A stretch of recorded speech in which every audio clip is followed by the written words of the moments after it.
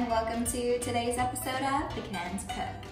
Today in my kitchen, I'm going to be making a quick and easy side dish for you. This is going to be my black bean salad. So for this, we're going to be using a can of black beans, a can of corn, some tomatoes on the vine, which I'll chop up, 1 cup of the onion chopped, so I've got that already over here. We will be topping that with some cilantro, some lime juice. I'll also be adding some serrano pepper because we do like it spicy, and avocado. And then we just add our seasonings. I'm gonna do some Johnny's seasoning. If you don't have Johnny's, you can also just use garlic salt, cumin, some salt and pepper, and we also will use some Tuscan Italian salad dressing, or just Italian salad dressing works as well.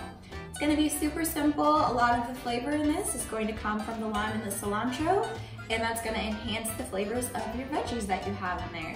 So it's a great salad, it's great for a side dish, it's great as a main course. When I was on the road with work, I would make this up on a Sunday and have it for my lunch for the rest of the week.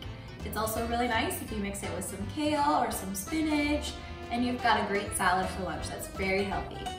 Tonight, I'm going to be using this as a side dish for my dinner. We are going to be making some chicken fajitas tonight, so that's going to be part 2 of this episode.